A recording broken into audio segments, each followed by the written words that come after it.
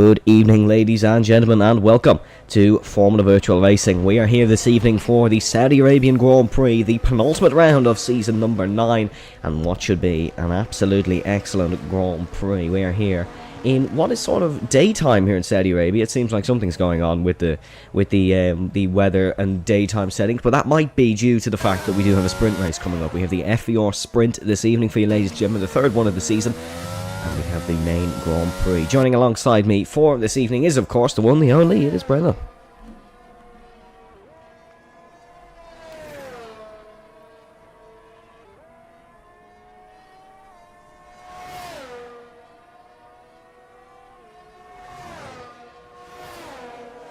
Dunno. Game's had a mare, seemingly. So we have a daytime race in Saudi Arabia, which is meant to be a night race.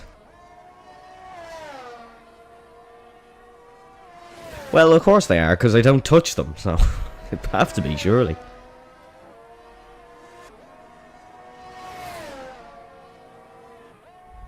Well, I don't know. Well, it's an interesting one, but it's daytime, obviously, here in Saudi Arabia. The game's had an absolute mare and a half. But, yeah, it is... It looks weird in the day, doesn't it? It really does.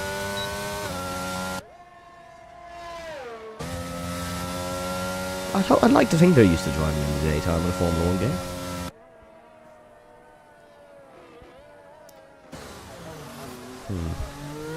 Well, my opinion on it is that if you can drive in the day, you can drive in the night. But F1, it doesn't make that much of a difference. Yeah, exactly. A few shadows and stuff like that.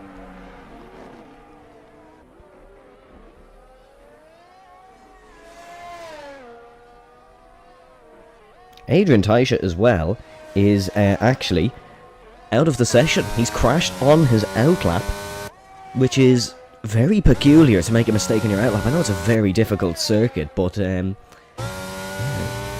on your outlap, that's not the way to start the race weekend. But we've had an interesting start to the race weekend anyways, and unfortunately, or I should say, I hope that this trend doesn't continue, because it's been a weird opening 3 minutes here, the Saudi Arabian Grand Prix weekend. We're looking at Jonathan Jurgensmeyer, who's not had the best of runs heading into the middle sector. Of course, ladies and gentlemen, because it's an F1 sprint race weekend, an F1 sprint race, FVR sprint race weekend, this might be the only time where both drivers can wrap up the title around early. Lewis McWilliam needs to outscore Luke Davies by 16 points to wrap up the title early, and Luke Davies needs to outscore Lewis McWilliam by 27 points to wrap up the title around early. So a very interesting situation. I think that's probably one of the first times that's ever happened in racing, that both drivers can wrap it up around early.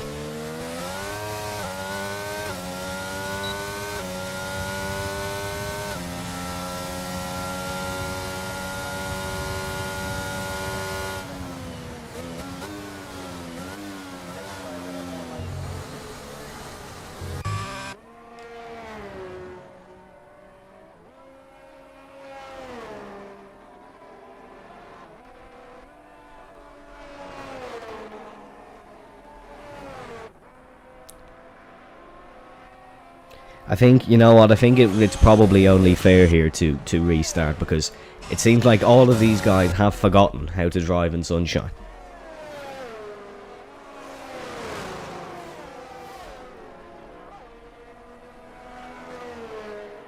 Well, folks, the stream will be back soon. We're going to get a restart.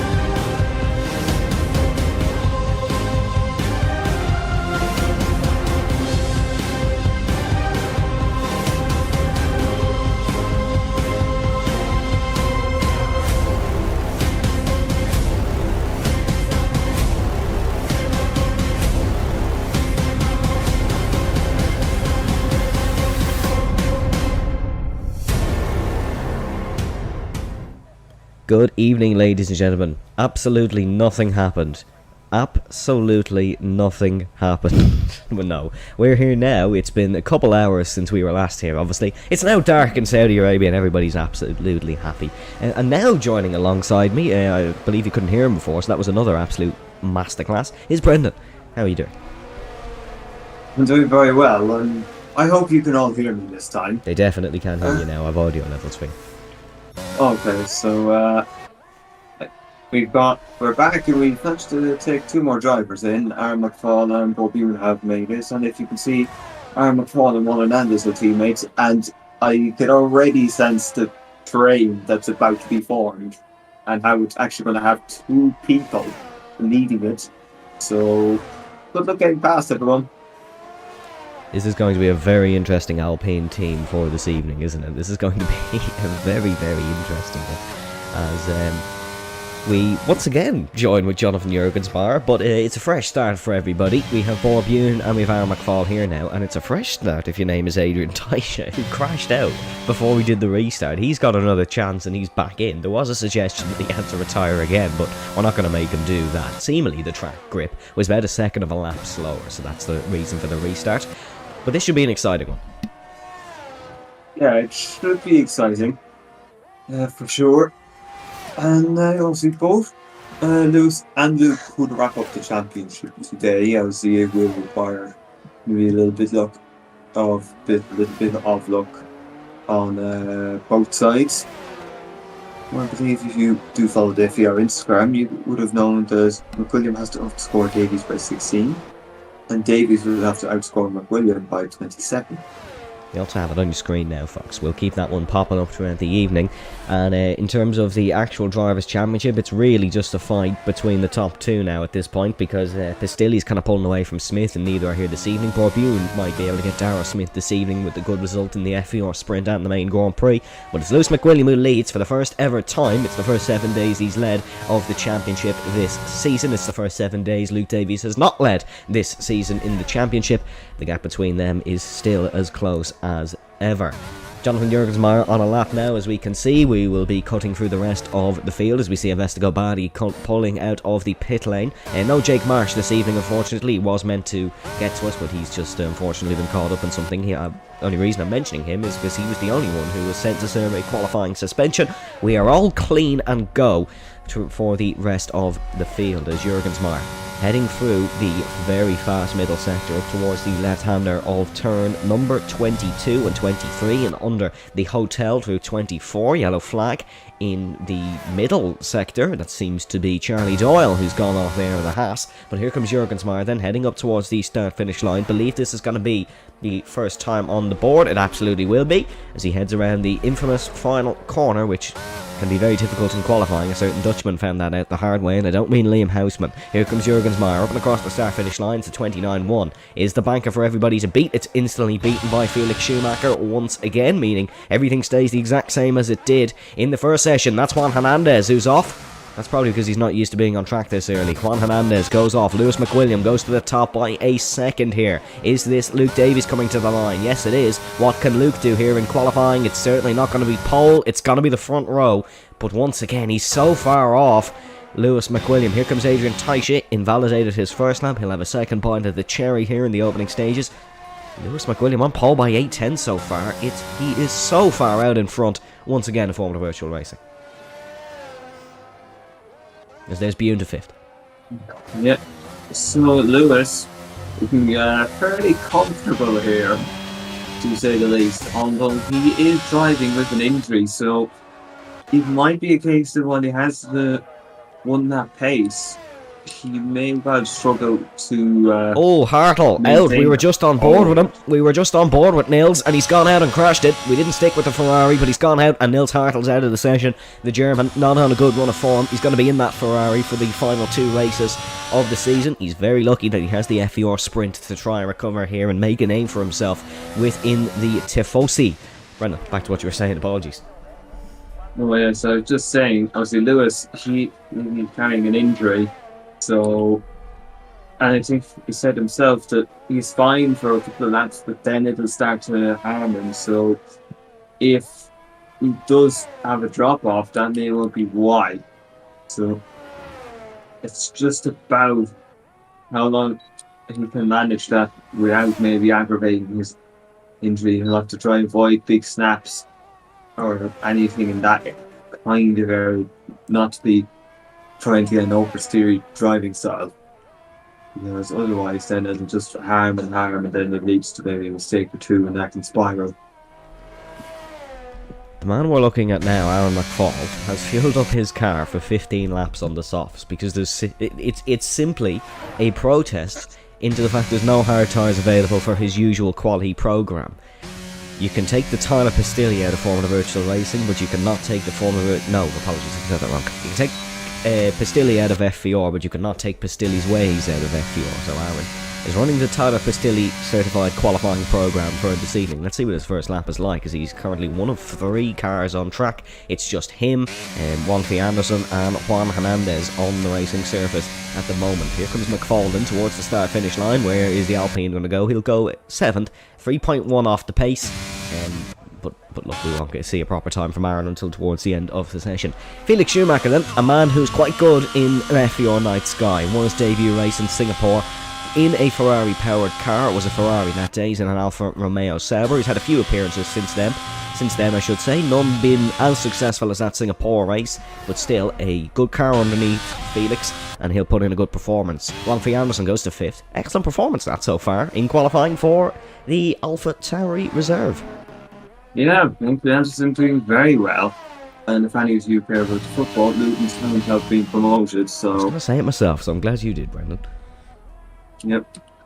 They've managed to win on penalties, so I could only imagine they'll be happy. Well, yeah. Now back to Formula Virtual Racing, which is the real priority of the evening, I'm very sure. Yeah, it's what everybody cares about, isn't it? But no, we hope you're enjoying the action so far. Just a quick point on Juanfi while we have a second to talk about him. He scored 20 points in 3 races this season. Obviously they don't go to himself as the driver because he is a reserve, but he would be 14th in the Drivers' Championship if he was a main driver. That's ahead of the likes of Liam Houseman, Tim Denhire, who have did most races this season. Unfortunately, if your name is Liam Houseman, he's only scored 5 points, and they all came in the one round. Apologies, 6 points, and they all came in the one round. That was in Austria. Liam is on a 4-race no-score streak, although he didn't start 3 of them, to be fair, so it's you kind of need context for that statistic. But nevertheless, back to qualifying. Here is Felix Schumacher heading through the middle sector in towards the right-hander and the left. And the fun fact I like to say every time during Felix's appearance, his actual surname is Schumacher. It's not a nickname, he's genuinely called Schumacher, so we expect some Schumacher-esque results. Certainly he doesn't have much to do if he wants to be better than Mick Schumacher around the Saudi Arabian circuit. Mick, of course, didn't start one of the races and didn't finish the other one, so if Felix could just even get a singular point on the board, he would have succeeded a fellow Schumacher. Here he comes now, currently 3rd in qualifying, a 2nd off Lewis. That's not something he'll like. Felix and Lewis go back a little bit. Not as much enemies nowadays because they're both racing for the same esports team, and you can see there's the same 3 letters in front of their name, but Felix is improving by about 0.5 of a second so far in this session, so this could be... it's well enough to beat Luke Davies, who Luke actually let through on this lap. He heads into the final corner, turn 27. This circuit, of course, has the most corners in Formula 1. Here's Juan Hernandez up to 3rd. Decent run from him. Here comes Schumacher, though he's going to jump Juan and Luke, and he's going to go 0.454 shy of Lewis McWilliam at the top of the order. Lewis is on his own run, but he's not improving in that little sector. Luke, that's a monster in the first. He's found 0.4 of a second in that first sector by the looks of things. Let's see if he can find more in the middle. That car just doesn't look quite stable through there, though, but we'll see what Luke can do. Yeah, Luke not doing too bad for himself there. Main to be to keep within it from Lewis, because if Lewis has that injury, he needs to be in the best position to take advantage of any slip-ups that may come from it. So after the second sector, we able to catch this time there. Yeah, he's about still 4 tenths up. Let's see, last the corner. Here we go. go. That corner's very famous, but up to the line. And he goes second. Look how close that one is to Felix Schumacher. He beats him by 0.002. Very decent run there, but the benchmark has been increased. Lewis is just phenomenal around this Jeddah Corniche circuit. He goes on to pole position, or stays on pole position, I should say. Doesn't find as much time as he did in his first, but he found an extra tenth of a second, and that could well be enough already for pole.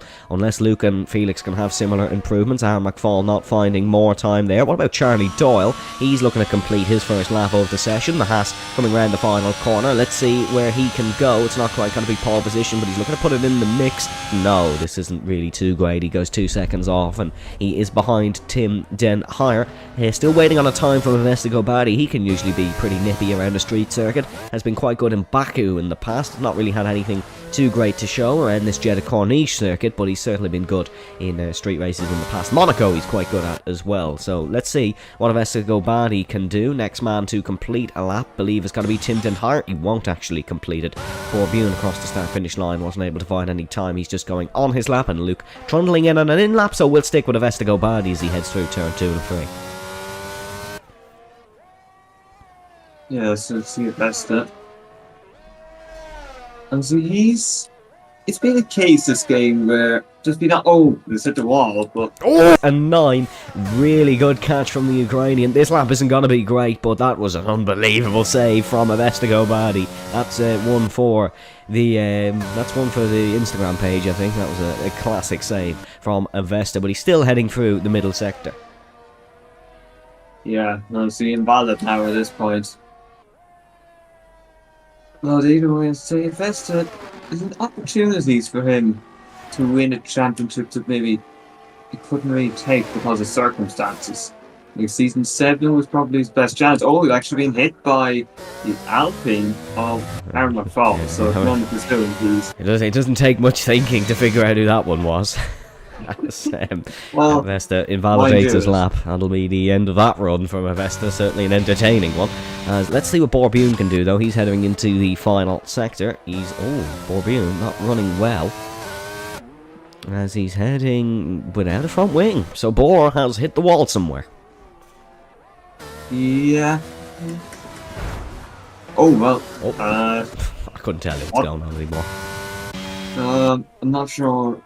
I think that's what's Aaron McFall thing to happen. And Adrian gets all out of shape heading through 10 and just invalidates. Not going well, this, isn't it, for young Adrian Taisha so far, although Adrian has made a official statement to the admin of the league. This is just a joke, by the way, but he did actually say this. He says he's been in the wilderness all week and has not touched the PlayStation since Tuesday, so that's his excuse for maybe a lack of pace. And trust me, if you haven't driven in a while, this is a very difficult circuit to come to. This circuit is ferocious. It is like riding a bicycle around the living room, which is a famous quote about Monaco, but it's like riding a bicycle around the living room, but you put the video in 2x speed. That's the worst analogy ever. Riding a motorcycle in a living room, maybe. This is ferocious high speed. The walls are extremely close. It's, of course, the most corners ever on the Formula 1 circuit with 27. Second is Marina Bay with 23. I'm sure they're removing a few in the last sector as well there. It's not going to even come close to this Jeddah Corniche circuit. But honestly, this circuit can produce some brilliant racing. We're hoping for it this evening in the FVR Sprint and in the main Grand Prix. Aaron has kindly commented telling us he hit 210 mile an hour into the pit lane. That's illegal, Aaron, but I do really appreciate you telling us. Yeah, I suppose Aaron would fall the most honest person about his crimes. Sometimes too honest, maybe. Yeah, you hear things and think, are you sure you should be telling us this? Yeah, Aaron, an interesting individual. It's more like riding a bicycle down a cliff with trees in the way, he says Risey. Yeah, no, you know what, I agree. That's way better than what I was saying. Here's Habib Makouk entering in the middle sector. Oh, that's not a good run through there for Habib. He's going to have to do a little bit better than that. Up the straight. Oh no, up the straight. Sorry, not in the pit lane. I apologise to Aaron. That's quite scary. I'm very scared for what setup Aaron's running. That is ferocious straight line speed. As here comes a bit entering through the middle sector under the hotel. 2 minutes and 57 to go here in qualifying. It's not the most important session in the world, as we do have the FVR Sprint coming up after this one. And of course we have the main Grand Prix after that one. Here comes a bib in towards the final corner. Rounding it now, what can the Williams Racingman do? It's not going to be a pole lap. This one is not going to be a great lap overall, I think, for Habib. He comes across the start-finish line here. It's only going to be 10th, which is not the best result, really, for him. What about Jonathan Jurgensmeyer? What can he do heading through the slightly banked turn number 13? He's going to spin it! That's what Jurgensmeyer can do. He's going to spin it through there, unfortunate for him. Adrian Teiche jumps to 11, so has a lap on the board at least. Keep an eye on Liam Houseman as well. This man's been very good in qualifying in recent weeks. Not as good in races, but very good in qualifying, and that's of course what we are in. Andrew Davis finding time as well, the American, heading around the final corner now. No Tyler Pastilli as his teammate this evening. He's Monfrey Anderson, who's still beating him by quite a margin, and still beating him by quite a margin. Next to complete a lap, I believe, or the next man to start a lap actually, will be Aaron McFall. Next man to either start or complete a lap will be this man, Luke Davies, the man looking for pole here in Jeddah. Lewis taking a very slow outlap. He's trying to wait till the last moment possible. But here comes Luke Davies then. There's been some iconic laps from the man who needs a pole. If there's a man who needs a pole position heading into the FVR sprint, it's this young Brit. In towards turn number 1 and 2. Runs a little bit deep through there using 4th gear. Does not want to make a mistake or spin. He needs to find 6/10 of a second if he wants to take pole position here in Jeddah. Right on the Corniche. He heads in towards turn number 4 now. And in towards 5 and 6. This has to be absolute commitment from Luke Davies. It's not far off it though. Heading through here. This is a ferocious one for track limits, but it's quite nifty through there for Luke Davies. This McLaren is not on a bad run, but he's not improving, meaning he's gone better. Yellow flag in the middle sector. On the mini-map, there is a McLaren waiting just on the exit of the next few corners. I'm going to assume that is a man who's going to tow Luke Davies down in towards the final corner. Heading through in towards turn number 17 and 18. Oh, so close to the wall is Luke. Maybe just a tad too close as he enters the long back straight towards turn number 22, which is a left-hander coming up here as he is improving. It's purple in the second sector, but it's not improving on his lap. Luke needs to find some unbelievable pace. That other McLaren aboard Bune is not going to tow Luke. He's just carried on his run. This isn't quite enough for Luke Davies. He needs to be absolutely ultra on the limit through this final corner if he wants to probably even beat Felix Schumacher at this point. I know he's ahead of him now, but Felix will be fighting time. Here comes Luke Davies up and across the start-finish line. That's Juan Hernandez who goes to 4th. Here comes Luke. He does improve in the end, not by nearly enough. What can Lewis McWilliam do? Doesn't even really need to put the lap in at this point because he has such a benchmark already. Felix Schumacher invalidates and will not get another time in. So Luke is looking good for the front row. As Lewis has crashed on his last lap. We said he didn't need to really put a time in. He won't. He's crashed on his final run here in the session. What can Charlie Doyle do maybe on his run heading in towards 13? What can Tim Denhire do? He's found a bit of time. This midfield is so bunched together that any 10th can really matter. Here comes Denhire then, heading up towards the start-finish line. Where can he go in his Haas car? He's going to go to 6th. That's a very good improvement for Tim Denhire. What about this man, Avestigo Badi? He's known to be the downfall of Lewis McWilliam on many an occasion. What can he do now? There's an improvement from Wong Fei Anderson, who goes to 5th. Here comes Avestigo Badi to the line. 27.7 to beat. He'll go to the front row and beats Luke Davies. 28.2 is the lap for Avesta. Liam Houseman's going to beat Luke as well. He'll go to 3rd. That's the first slot on the second row. Liam Houseman goes to 3rd. We said to watch him in qualifying. He certainly was one to watch. Here comes Juan Hernandez. He's going to improve. It's not enough for a position. What about Borbune? He's invalidated. Borbune will start outside the top 10. Charlie Doyle has invalidated, but the ever so dominant Lewis McWilliam takes potentially a title winning pole position here in Saudi Arabia. Yeah, I think Luke Davies was trying another lap. He was up in this time, but obviously no ERS. You're not going to keep that time up. And it wasn't enough. To the pit. You can't really be 5/10 off pole in the title battle, can you? And unfortunately, Luke has been 5/10 off pole on way too many an occasion. But this isn't the be-all and end-all around a track like Saudi Arabia, especially when you have to do 2 technically races around it. We've the FVR sprint coming up, folks. It'll be 9 laps, and it's bound to be dramatic as the McLaren is pushed back into its pit box, or into its pit garage, I should say. It was in its pit box. We'll see the full race results now. Heading into the FVR sprint, it'll be Lewis McWilliam who does take pole position for this evening. It's then Avestigo Badi in 2nd. Followed by Liam Houseman in 3rd. I really hope Liam can just have a good race. I think he could do with it. I think we could all do with it because Liam is a very good driver. Luke Davies then in 4th, followed by Felix Schumacher in 5th, Juan Hernandez in 6th. Felix and Juan on the same row. That's like putting 2008 Lewis Hamilton and Fernando Alonso on the same row. As Wang Fei Anderson goes to 7th, Jonathan Jurgensmeyer in 8th, Tim Denhire 9th, Aaron McFall in 10th, Borbune in 11th, it's then Charlie Doyle in 12th, followed by Andrew Davis in 13th. Habib Makouk will start from 14th with Adrian Taisha starting in 15th, and the man who crashed out in the early stages of qualifying, Nils Hartl, will start from 16th position. Folks, don't go anywhere, because the Formula Virtual Racing Sprint of Saudi Arabia is coming up shortly.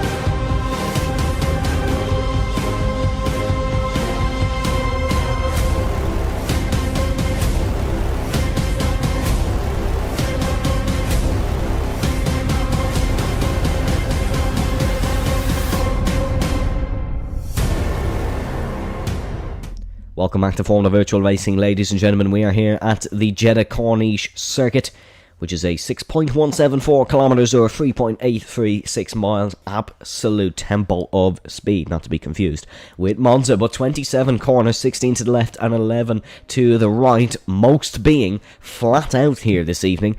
As we said, it is an unbelievable racetrack. It's 220 metres from pole to turn number 1, which these drivers will face twice this evening. And of course, it was the 75th venue to host a Formula 1 race.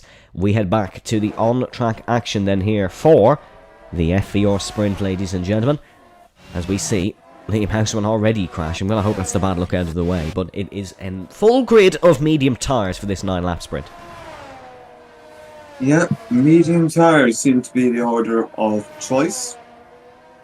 And it's not often you see FVR grid fully unanimous, so usually you will see someone even try something.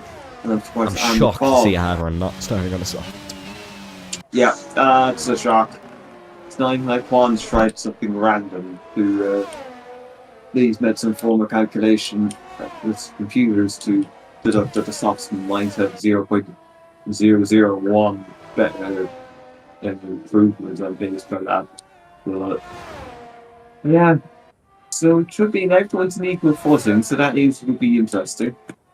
Hopefully we might get something happening in the sprint that leaves us with a bit of excitement in the race then. Once again, to remind you, ladies and gentlemen, of the Drivers' Championship. I believe McLaren can technically wrap up the Constructors as well this evening, but we are just putting our focus mostly on the drivers. It is Lewis McWilliam who leads with 152 points, Luke Davies in second with 147, Tyler Pastilli on 88, and then Darrell Smith on 73, Bob Yoon then on 63. And of course, the driver's title can be won this evening. Lewis McWilliam needs to outscore Luke Davies by 16 points, and Luke needs to outscore Lewis by 27. If you're unfamiliar with the FVR point system, feel free to check out the link on our Instagram to the rules and regulations. They're all in there. There's an Instagram post on it as well, or you can join our Discord server and see it there as well. But it is one of the freak times where two drivers can wrap up the title a race early. Will we see either of them do it? I'm not quite sure, but we have Habib Makouk, Adrian Taisha and Nils Hartl lining up on the grid to get us going for the third and final FVR sprint of the season. It's going to be a very, very interesting one, as Hartl, the German, who scored on his debut, a podium on his debut in Silverstone, lines us up on the grid here in the Kingdom of Saudi Arabia to get us going for the FVR sprint. The tension is at its maximum. 3, 4, 5, red lights.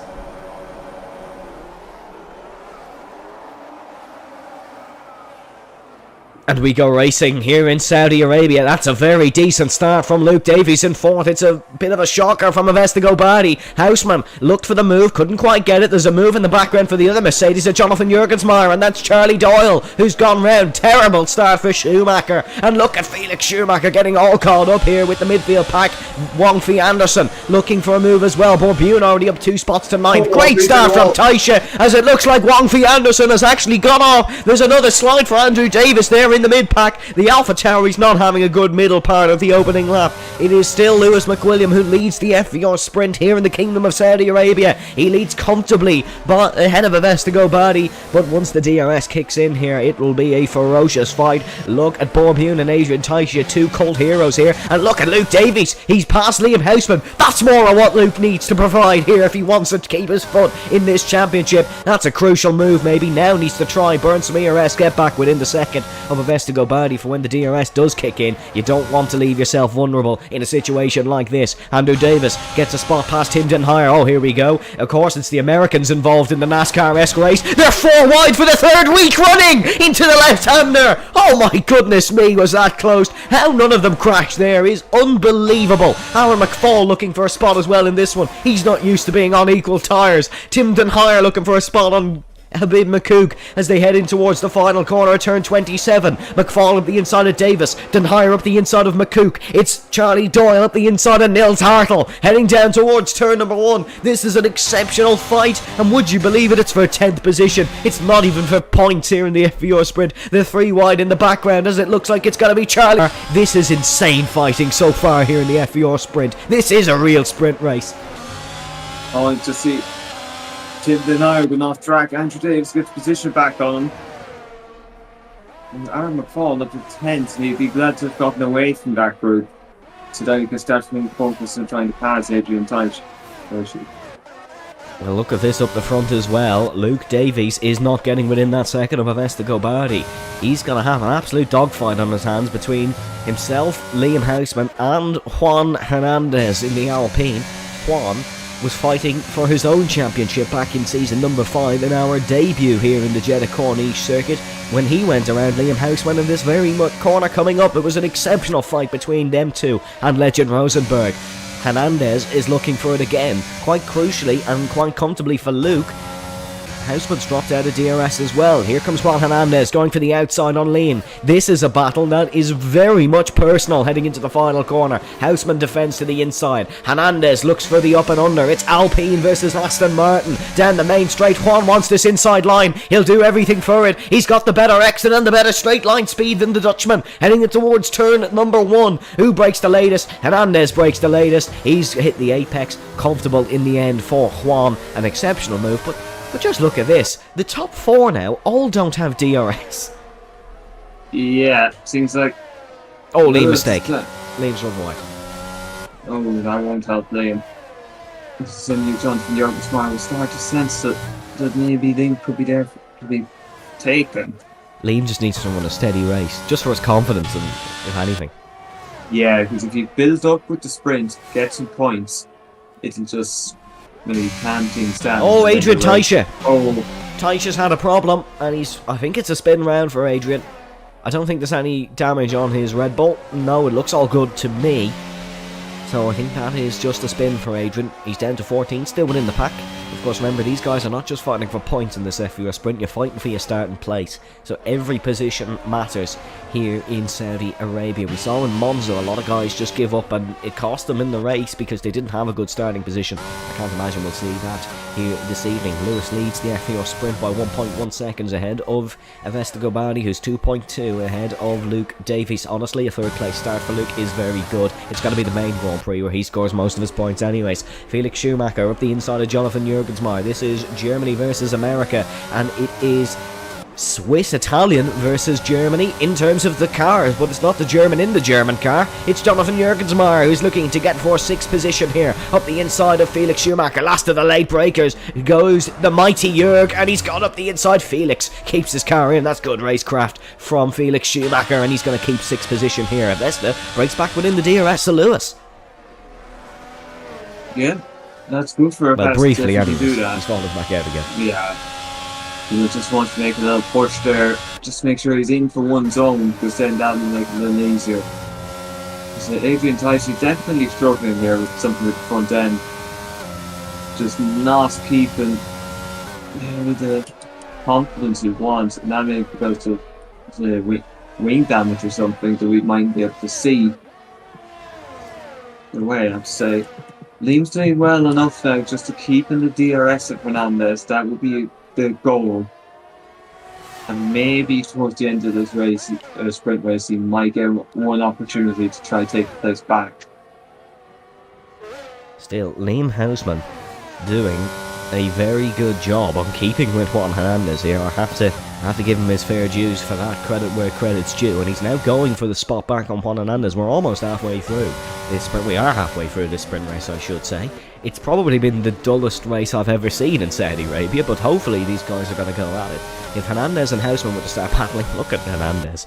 He is honestly such a cheeky driver. That's not the word I would usually use to describe him, but he's so cheeky, just weaving, saying, Houseman, you're not getting back past me. Jurgensmeyer going to get back past Schumacher though. The Mercedes now back up to 6th here in the FVR sprint. Remember, it's top 8 for points, so these guys are all fighting for points paying positions. Just look at this. This is mental down the main straight and higher up the inside of Davis. Look at Charlie Doyle. He's adventuring in towards neighbouring countries almost to get that spot down the main straight, and he has got it as well. He's got a better exit than Adrian Taisha, but it doesn't look like anything is going to come to the surface. Nils Hartl! Oh, the inside of Habib Makuga. Pib's just been dived from about 4 cars in the same number of corners. Nils Hartl does get 14th, went off the track to take it, but he does get 14th. Habib not really able to keep with him. And look at Charlie Doyle now, looking for Adrian Taisha. This seems to be an ultra close battle in terms of pace. They all seem to be running at a similar pace, as there goes Wong Fee Anderson recovering from an opening lap spin. He's up to 15th now, ahead of Habib Makouk. What about Doyle? Can he try fight back on Adrian Taisha? Remember, if there is a crash, the safety car will come out. We do have safety cars in VSCs and sprint races, but it doesn't look like anybody is really making any major mistakes here so far, which I suppose is a credit to the racing ability of these drivers. It has been one of the better seasons, probably, from sort of a clean perspective, if you want to say, or a racing etiquette perspective even. And certainly we see Charlie Doyle looking for the spot on Adrian Taisha. This is Schumacher back past Jurg, and Felix Schumacher is back past Jonathan Jurgensmeyer, heading in towards 27. The real fights in this race are for 6th and they're for 9th. Yeah, it seems that way. You see at the front, it's just not really happening. Jurgensmeyer past Felix Schumacher. So, Schumacher is doing better than, Mick Schumacher did in either of the trips to Saudi Arabia. It's still probably not what we wanted. Felix Schumacher, I think he might have been blocked in qualifying, because Aaron messaged me to apologise, but I don't know what happened. So I'm going to assume Aaron has just blocked him in qualifying, and that's why Schumacher started so far down. But certainly his pace isn't really suggesting that he could have started any higher up. Just to comment on someone's pace. Oh, McFall's made a mistake. Someone's made a mistake, and that would be Aaron McFall, and he's brought out the yellow flag. It's actually Charlie Doyle as well. Charlie has spun round, heading through 12. Full safety car. We have the full safety car that's been brought out for that spin by Charlie Doyle. I was going to comment saying Luke's pace really is lightning because he was catching a Vesico Badi at a rate of knots, but this will now neutralise the field. It'll bunch us all together, and we will have a sprint within a sprint. Yeah, that's right. It will be a sprint within a sprint. I love a good little cliche sort of metaphor thing, and a sprint within a sprint just sits nicely within my brain. And I think it's going to be a very nice one to watch as well. So, full safety car out. Will we see anybody dive in for a set of softs? I can't imagine the top 3 will, because they'll come out miles down. But if you're the likes of a Nils Hartl or maybe a Wong Fee Anderson, is a set of softs the worst option? I don't necessarily think so. We'll see. Could use it to try, but you just sacrifice all that track position for us. I don't think you would. Well, if you're in 14th, you're only going to lose 2 spots anyways. As Aaron McFall gambles, so he's gambling, and so is Adrian Taisha. So we have 3 gamblers. We've 4. Habib Bakukin. Doyle is going to pit as well, but I think that's more just due to damage. So they're all going to gamble, and I think that's a well worth gamble, as Aaron was actually getting a wing change, so he did break his wing on that mistake on that lap. Yeah, if you don't mind, I need to go for a few seconds there, if you don't mind. All good, Brendan, all good. As we are on the safety car here, on the 7th lap of proceedings. in Jeddah. It's just such a picturesque racing circuit, isn't it? Honestly, it's one of my favourite circuits, I think, in Formula 1 at the minute. I just like it. It's absolutely stunning. Let's see then what's going to happen at this safety car restart. The safety car could well be in this lap. Sometimes that happens. It usually likes to give us 2 laps of racing, which will be the 8th and 9th lap of proceedings here in the Kingdom of Saudi Arabia, which would make actually that soft pit stop not be worthwhile, because they wouldn't catch up. Aaron McFall will, not so sure if Charlie Doyle will, but there's been no call on the safety car just yet. We should get the call probably about now. Could be a late call, that does happen. But for now, safety car will stay out. You'll see the notification pop up on your screen, right on cue. Safety car will be in on this lap. I'm not so sure Charlie Doyle will catch up. Not so sure Habib Makouk will catch up. Adrian should, as should Neil Tartle, and Aaron definitely will catch up, because of course these will be running at a much slower pace.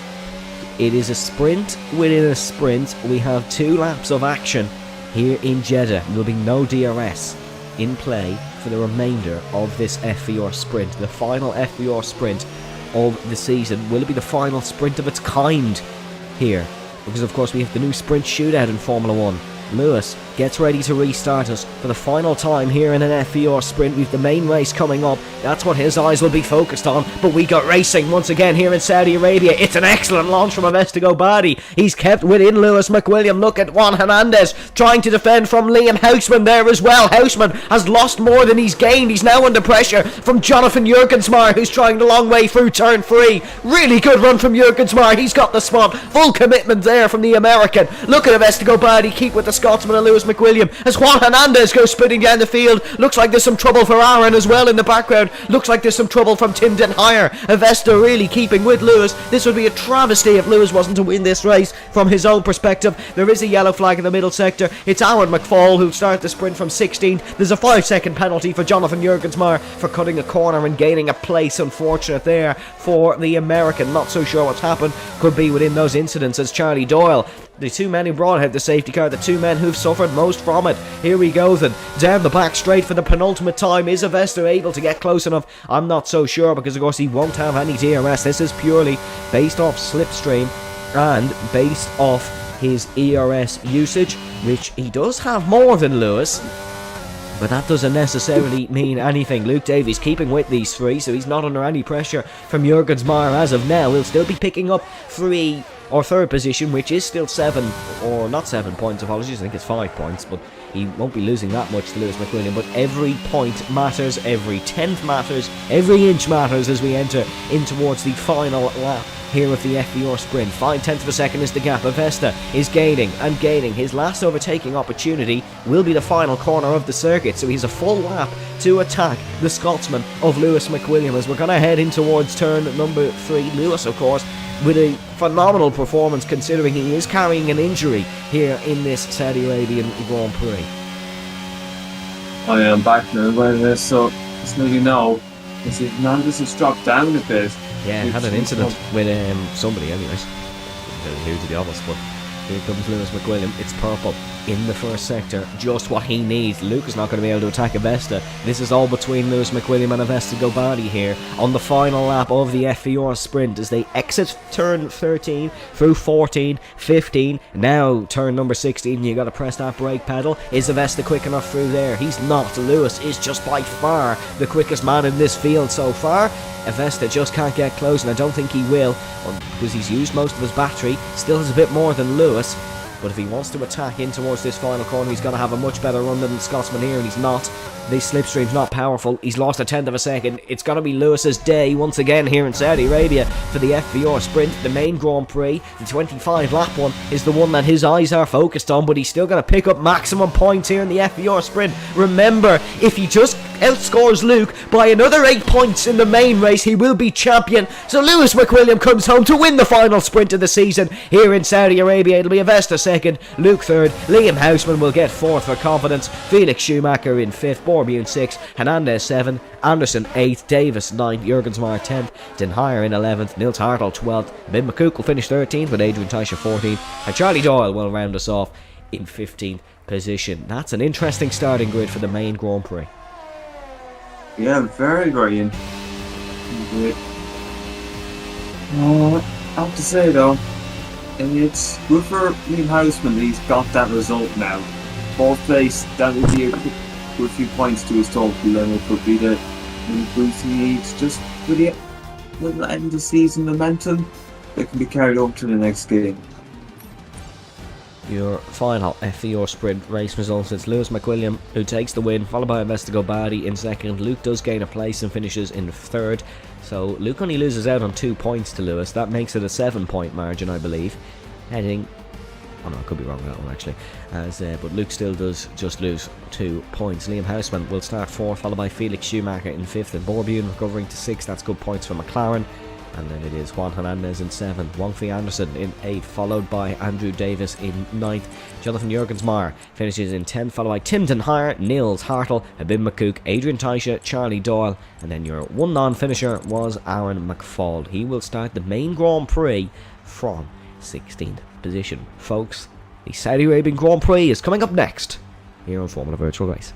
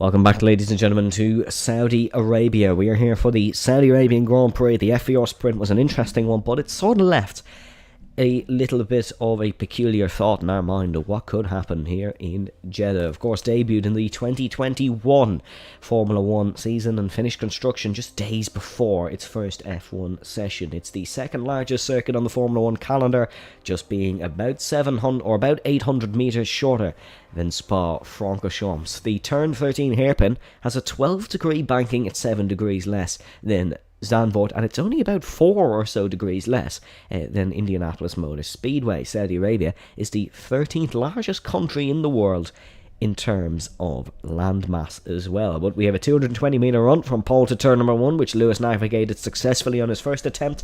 Let's see if he can do it well on his second one. About 79% of this circuit is taken at full throttle with a 245 km per hour average speed. We head back to the on-track action here in Saudi Arabia. And Brendan, who wins this one? And more importantly, will we crown a champion for the second time here in Jeddah?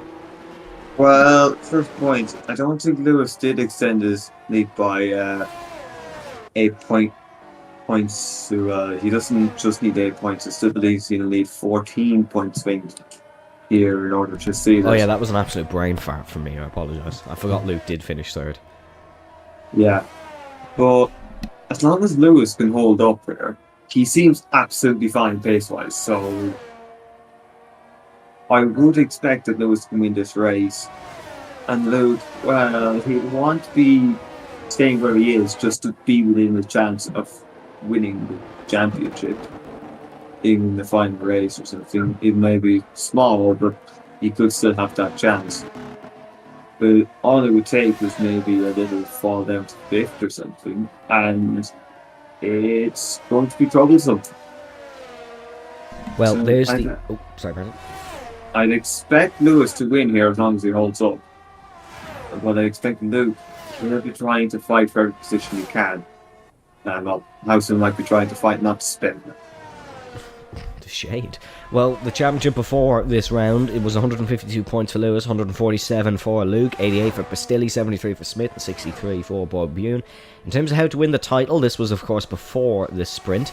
It is 16 points Lewis needs to outscore Luke by. That's now 14. It's now impossible for Luke to wrap up the title today. He will have to wait to Brazil if he does want to win it. But in terms of your tire choices then, as we head onto the grid, it is hards for the top 3, mediums for 4. Oh, was that Lewis having a bit of a mistake? That was on purpose, that could be investigated, but hopefully it wasn't. It's mediums for Liam Houseman, it's then hards for Schumacher, Bune, Hernandez, and then it is mediums for the rest of the field, apart from Timden Higher. What's happened, you Aaron? You've not gone for your strategy. Well, this should be an interesting one. Heading onto the grid, the penultimate round of the season, the 11th round of Formula Virtual Racing action is about to enter its final phase. The main Grand Prix, we've finished all the sprints for the season. We have finished qualifying here at Saudi Arabia. Just one race and one qualifying left to go. 2 races and one qualifying left to go. From this point onwards, Aaron lines us up on the grid here in Jeddah. 2, 3, 4, 5. Red lights.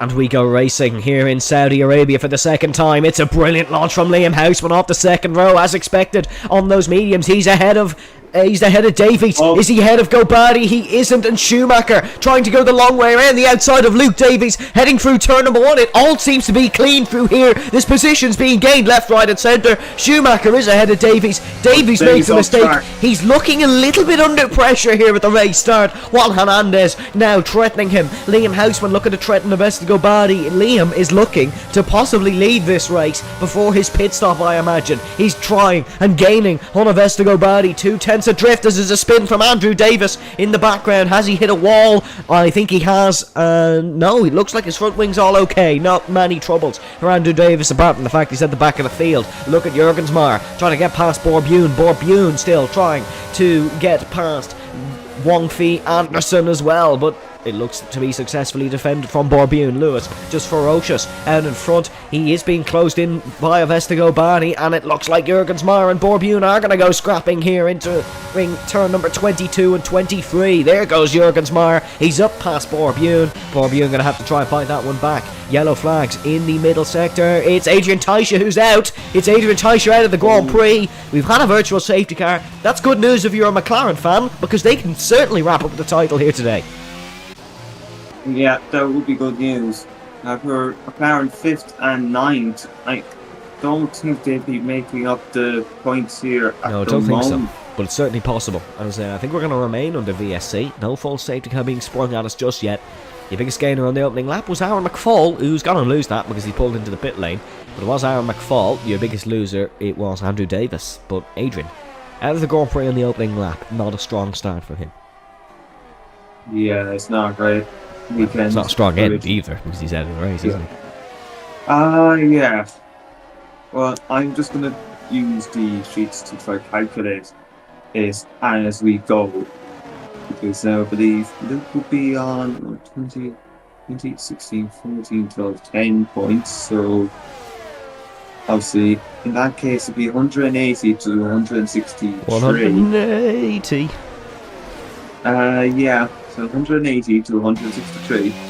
Don't take that out of context, please. As we go racing once again here in Formula Virtual Racing. Houseman's under pressure. He's under pressure from Felix Schumacher. Big McGoose picks up a penalty, which it's only at 3 seconds. He'll be thankful that wasn't a drive-through for speeding on the virtual safety car, which we have got a few times before. I believe we had 2 in Spa.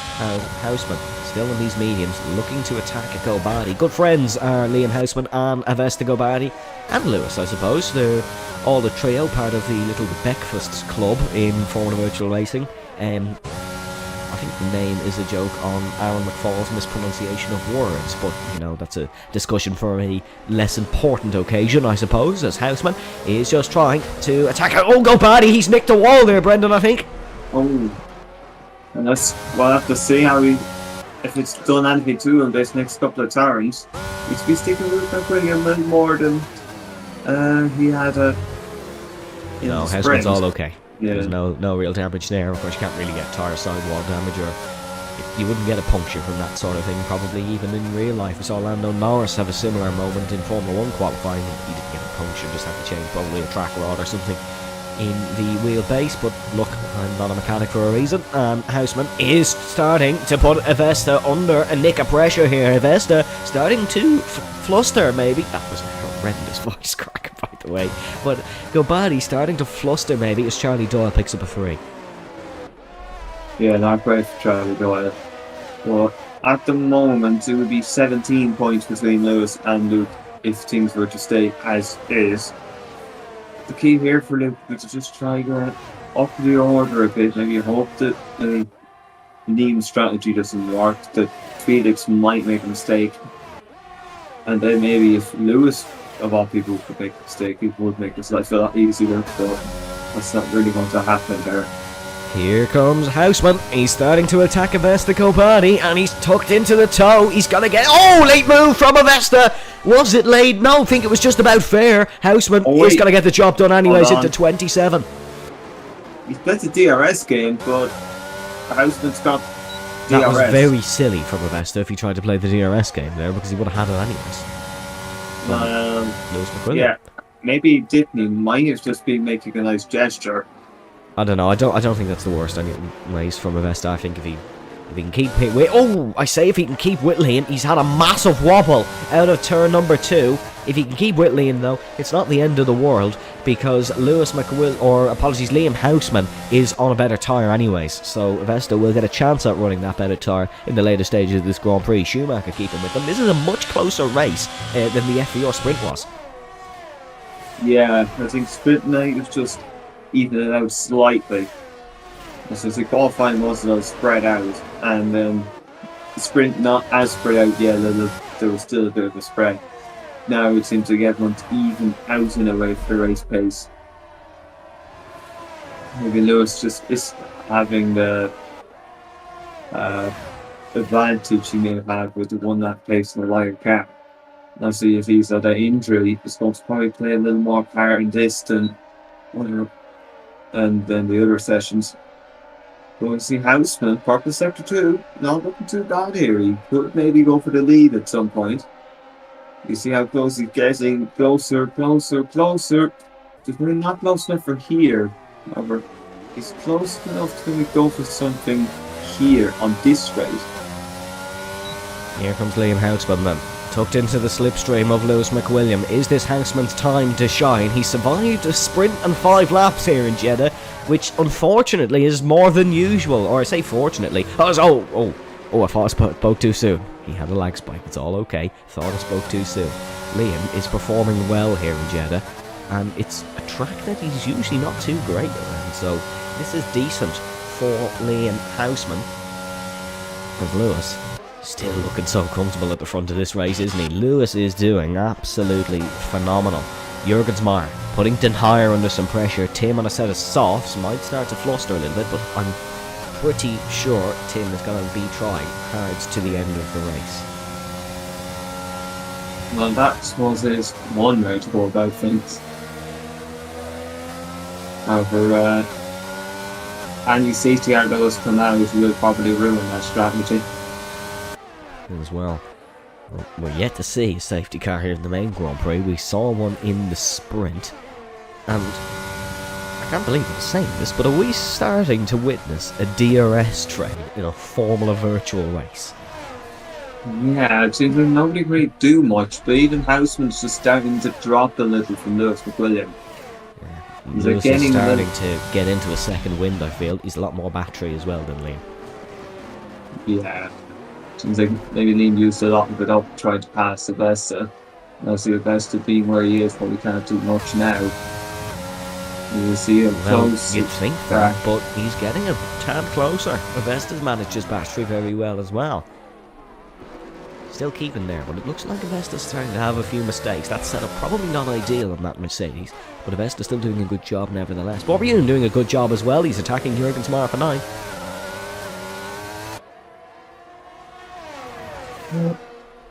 Yeah, it's just for Luke though. It's probably going to be a little bit we've just probably going to be the chances of that championship coming towards them. They seem high enough at the start of the season after 2 wins.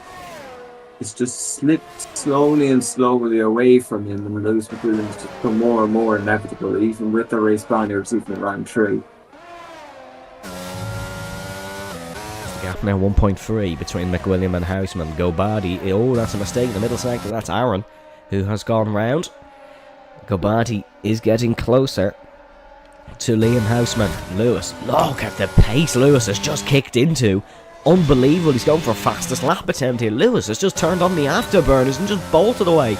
Look at him gaining on Liam Houseman. Here comes Gobadi. Definitely going to be a move on Liam Houseman. That's a yellow flag. That is for Andrew Davis in the middle sector. There goes Gobadi. Up past Houseman. No, he's ran wide. Gobadi runs wide. Houseman's got the old switcheroo. Who has the DRS here? It's going to be Liam Houseman here. The Aston Martin, will he have the run? Also been a move. Luke Davies has gone past Felix Schumacher. Here comes Liam Houseman. Back up the inside. No, will sit behind. Hernandez gets past Schumacher as well. Schumacher going to keep his Alfa Romeo in. The Alfa Romeo Sauber gets the run for the corner. Stays in front of Juan. That was all of a sudden a burst of excitement. That's now Gobadi second, Houseman third, Davies fourth, Schumacher fifth. Yeah, so Davies making it one of the moves he would have wanted. But for now, the next target would probably be Houseman. And Houseman's stars are probably starting to fall off, but this would be a move he'd probably like to make. Just maybe keep up with Avesta and do the job needed. Brendan, I'm not sure if you have your game audio playing or something, but you sound a little bit like a robot. Just thought I'd let you know. 'Cause I don't think you're a robot anyways, you might be, but I don't think so. Liam's nicked the wall! I think he's all okay though, I think it's just one of those moments. He looks okay anyways. Yeah, car still running okay through these corners. As I think the second stint is going to be a crucial one here in this Grand Prix. Liam Houseman looking for the move on Gobadi. Gobadi runs a bit wide. This is starting to turn into a bit of a dogfight that maybe Luke Davies doesn't want to get involved in. That's Davis out. That's Davis out of the race. This could spring a safety car. It does. I was just going to say a safety car would really spice this one up. A safety car has, and that's perfect if your name is Liam Houseman. Yeah, he's got the conventional strategy now, whereas everyone else is probably going to have to convert or stay out. Lewis stays out. Lewis was a bit undecided because he slowed right down, but he got to the point of no return. Houseman's certainly in. So is Wongfi Anderson. Hard tire runners are staying out in this one. Yeah, if you're on the hard tire, you're probably thinking you want to take the medium. Yeah. So, well, technically now Luke's up to third. Well, obviously, with the way Houseman is he going to end up at the front? And will that mean maybe Lewis will be forced to push himself fully to ensure that win is his? Or what will happen? Because obviously, Luke Davies now probably been hoping to make a pass on Houseman in that time, but that's now gone out the window.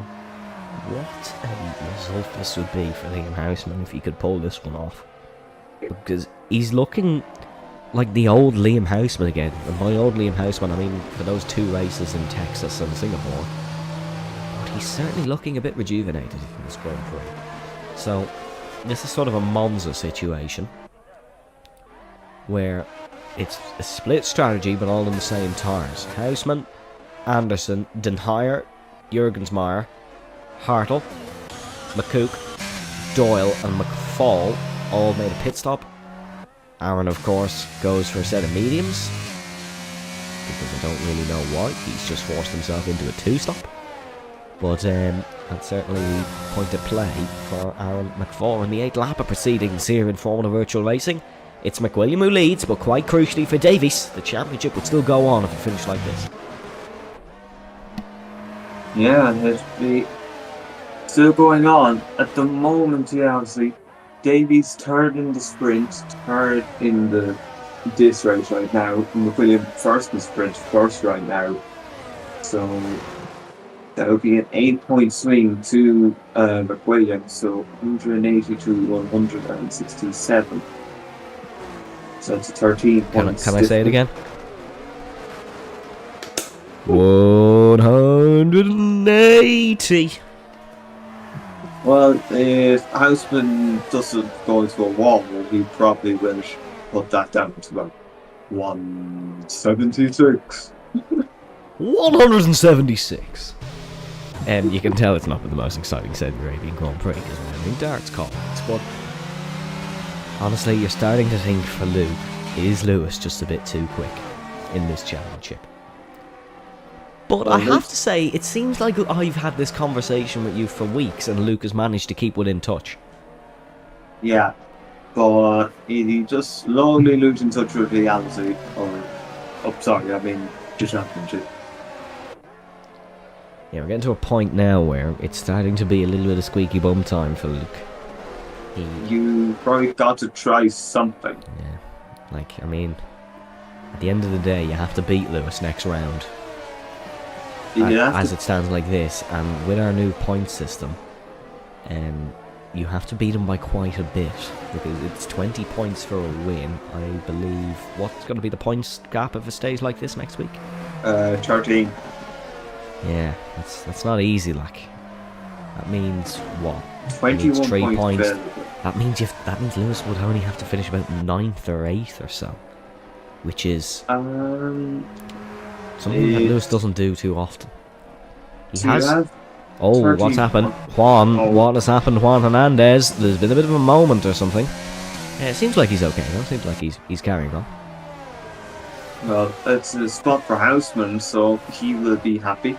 Yeah, he'll be chuffed with that one. He won't be happy that Juan's now behind him. Yeah, but he's on the fresh tyres, so he should be able to outpace him because he's been quicker than Juan all race. Juan won't like that news, but yeah. With Luke, he needs to claw back a few more points in this race. Whether that be he beats Lewis or he finishes second, but I think what Luke has got to be hoping for on this safety car restart is something to go wrong for certain people that isn't him. And I don't just mean Lewis, because there's people who are probably still quicker than Luke in this race if he wanted to win it. But nevertheless, let's forget about the championship for a moment, because we are going to go racing once again here in Saudi Arabia, and it's a crucial restart of that. Lewis nailed one in the sprint. Can he nail it here in the Grand Prix? I say he nailed it. Avesta did keep with him, but of course he kept the lead, so it's nailing it, I suppose. Weaving and weaving and weaving and weaving, and we go racing once again here in Saudi Arabia. Avesta's got a good launch off that restart. Avesta is mind reading Lewis McWilliam. Luke Davies got a good launch as well now. Is he going to try it around the outside of Avesta? He does not, and Felix Schumacher is now looking for the spot on the McLaren. Wrong for Anderson as that's Bune round. That's poor Bune round. Oh, there's contact with Den Heyer as well. Den Heyer and Houseman making contact. Jurgensmeyer getting the spot on Houseman. It seems there's something going on with Jurgensmeyer's car. Houseman plays it smart, runs wide, but I think he's got an illegal overtake for it. Is it going wrong for Liam Houseman through no fault of his own? Den Heyer gets the spot. Den Heyer and Jurgensmeyer now ahead of Houseman. Schumacher's fallen to the back as well. That puts Hernandez up to 4th, and it looks like Charlie Doyle has been involved in something as well. It's all kicking off here in the safety car restart. Gobadi is keeping with the Scotsman in front of him as well. He's not fallen as far back as he did on previous restarts. Lap 10, it's all kicking off here in Formula Virtual Racing. As of now, once the top 4 pit, if there was no safety car, it'd be Jonathan Jurgensmeyer who'd lead this race. Yeah, that would be correct. Jurgensmeyer is now the lead pit stop car. It's not Houseman, so he's now... The only thing is Houseman is still probably quicker, as it looked like Wonfi Anderson was going to actually go past Houseman. Houseman's going to try around the outside of Tim Den Heyer. Oh no, he's hit the back of him! Liam Houseman spins! He tipped the back of the Haas and he just went round. Is that Liam Houseman's fault? Well, probably, but it's not a usual spin for Liam, but that's any chance of the race win gone for Liam Houseman. He just got way better of an exit than Tim Den Heyer, tapped the back of him, went round. The Aston Martin now down the back, unfortunately, once again. An all too familiar sight for Houseman this season. Now it's definitely Jurgensmeyer that's your provisional leader on the alternate strategy. Yeah, and I think that would be annoying to Luke Davies, because you would have nearly hoped someone would have just been in the top spot, said McWilliam, because that would have just guaranteed the points team wouldn't have been too much. Well, there's still that chance. There's still definitely that chance. Lewis is not having it all his own way on this restart. Gobadi is keeping with him, but it seems like Gobadi and Davies can keep with Lewis until about the 5th lap in a stint. and then Lewis just starts to turn on the afterburners. But let's wait and see. Won't be Anderson keeping nip and tuck with Den Haar. He would have seen what happened to Houseman, and he knows what to do that tad bit different if he wants to get past the pass. Jurgensmeyer though running strong in 5th position. Hernandez running strong in 4th now, although he's fallen out of DRS and Luke Davies. That's not a sight you would have seen a few years ago, or a few seasons ago I should say, and that I suppose is credit to Lightning Luke Davies. There's a yellow flag here in this first sector, although I'm not, or final sector I should say, although I'm not too sure who's gone off. It doesn't seem like anybody. It was right where Lewis and Avesta and Luke were going through, so I thought things were going to get a tad bit dramatic for a moment, but we're all good, all still running line astern here in Jeddah. Now there's definitely a yellow flag, but seems like no one's gone off again. Yeah, it's just sometimes the game, it just throws up a few, maybe just keep everyone on their toes. Avesta 3 seconds. That could be crucial. Here comes Wong Fei Anderson, last of the late breakers, up the inside of Tim Den Haar. Got a real good move from the Alpha Tauri. Den Haar still trying to keep his nose in, but that's a great move from Wong Fei Anderson. Avesta is off. Avesta, has Avesta made a mistake? He has. This could be Luke Davies' time to shine, because Avesta may potentially fall out of the DRS here, and that's the last thing both himself and Luke Davies will want. Luke will want to be definitely keeping within DRS. No, Avesta's got a good run actually through turn 13, and he'll keep within that drag reduction system gap. Aaron making moves on the mediums. He's up to 7th. Yeah. And Aaron is a driver who could potentially bring those to the end. He's a very good tyre saver, despite maybe being a little bit lackluster in other elements. Yeah, sometimes we always tend to be on tiptoes when we describe Aaron McFall. Like, if Aaron actually tried, he'd be a real good sim racer. Yeah, sometimes you wonder what goes on inside Aaron McFall's head. Like, he has the natural pace, it's most the commitment, but Aaron just likes racing, and it's something I really respect, because he just does his thing, and he likes racing on a Saturday night. Well then, up the top though, things are a little bit more serious for these guys, because they're fighting for a win, and 2 of them out of the 3 are fighting for a championship. Still all to make a pit stop at the top 4. If there was no more safety cars in this race, they'd be on the back foot. Although Jurgensmeyer is now 5 seconds adrift of Juan Hernandez, meaning he's a lot more adrift of... Oh! As I say that, Bune got ahead of Schumacher, but Schumacher broke much later, had to take evasive action. That's good awareness, I suppose, from Schumacher. He spotted a gap where he could go in to make sure he didn't hit Bune, and Felix doing a good job there of avoiding the McLaren. He's lost about 8 tenths because of it though, so he won't be happy with that maybe. Nils Hartl running a solid 9 after a early crash in qualifying, as they say that. Runs wide to 12, but would have picked up a warning for it, nothing more, nothing less.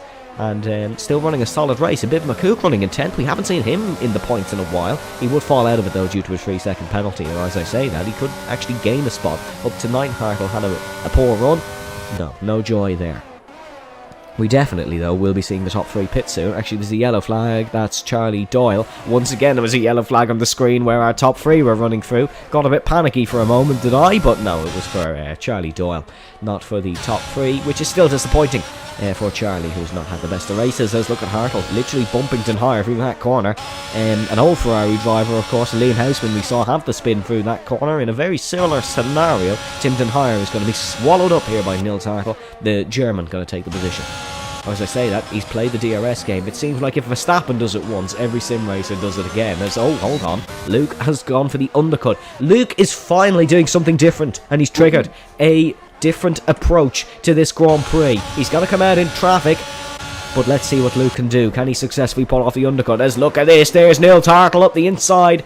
He's pulled off a Tim Den Haar move on Tim Den Haar, and Tim has actually been tagged by Habib Makouk. All this battling will play nicely into the hands of Luke Davies, who runs second last in this Grand Prix, still behind Liam Houseman. Yeah, Houseman technically, it's somewhat... He's going to end up ahead there, and that would mean now Jurgensmeyer could have a 9-second lead or so on for himself, considering that Lewis would probably have to go through a couple of cars. This Jurgensmeyer, this is probably his best chance of a Grand Prix victory. We haven't had a surprise winner yet this season. We usually get one. Is this maybe the time for a surprise winner in FVR Season 9. It's looking like it could be Jurgensmeyer if all goes well, but we gotta just wait and see. Here comes McCook looking to get past Tim Denhire. We don't even have that much to go in this race. As Lewis said himself, it's a real quick one here. Brendan confirmed it. Obviously, is no, that's gone oh so wrong for Tim Denhire and Habib McCook. Oh, I'm not even too sure what to say. Oh no, the safety car has come out here in Saudi Arabia. Wait, but Lewis, they've passed the pit lane, but they've come out in front of the safety car. Luke Davies is going to be Luke is going to lose out hugely here. He's going to lose out absolutely hugely. This could be it. This really could be it.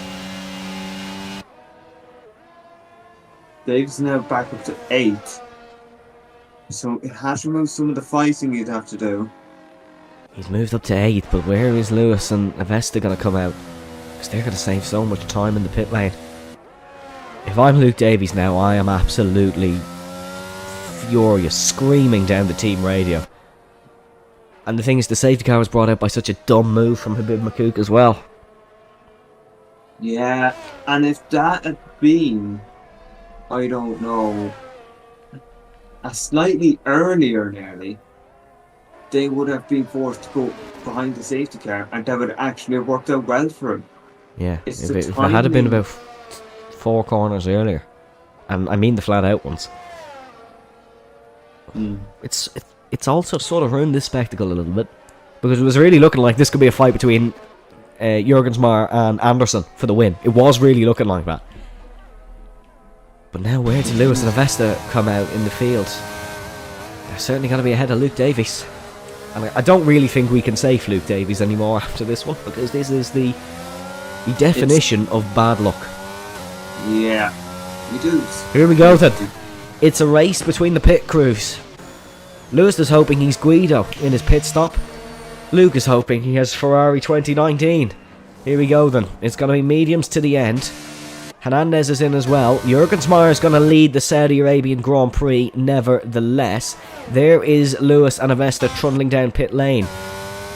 This is Davies now. Close, you Where know. is... This is going. There's Luke. No, they're well in front. Well in front here. Oh, Avesta's hit the wall! He's hit the pit wall under the safety car! And he's actually spun it round! Oh. It's a dogfight between Lewis McWilliam and Luke Davies. It's going to be a straight fight for this one. That is definitely blunder of the season from Avesta. He's hit the pit wall, he's picked up a penalty, and he's spun under the safety car within a corner. Oh, well, I would definitely think it's maybe a pedal issue from Avesta, because to make those 3 mistakes in a row is just silly. It's amateur hour, in fact. I can't believe that's actually happened. How... I'm going to blame that down to an issue on Avesta's behalf, because I don't think he's that bad of a driver. I think if you put someone in a sim for the first time, they wouldn't even do that. To be fair, we've all had that experience the first time you try a sim. Brendan, I have never crashed into the pit wall, picked up a penalty and spun on the exit before in my life. I've had bad blunders on the circuit, but not that one. I know, but I'm just saying in general, we've all had that. We've all been there. Not battling for a win, I haven't, but we've all been there. But now, I said this ruined the spectacle. Oh, how wrong was I? Because now it is a straight fight between Lewis and Luke, and they have 3, in quotation marks, slower cars in front of them. This could be a good one. And look, they've got the blue shell itself right Oh, here. they've one behind them. Actually, this couldn't get better. This is brilliant. This couldn't get any better. We just need to chuck Aaron into the situation here. And actually, he will be. He will be, because Avesta has the pit, doesn't he? Oh, yeah, this is going to be good. This is going to be good. I wonder if Alpine will be causing all pain for the... Like, if I'm Luke Davies, I'm deploying the Senna tactics in towards turn number 1. I'm not encouraging that. Luke definitely shouldn't do that. Luke needs to beat Lewis in this one. Avesta's given up. Avesta's given up, so meaning that was definitely his mistake. And it's going to be a walk of shame in the Mercedes garage for Avesta to go badly. But it's a horrible moment for one Mercedes. The other Mercedes leads this Grand Prix. Mercedes, of course, have won a race this season. They won the British Grand Prix, where Vesta went back-to-back 2 seasons in a row.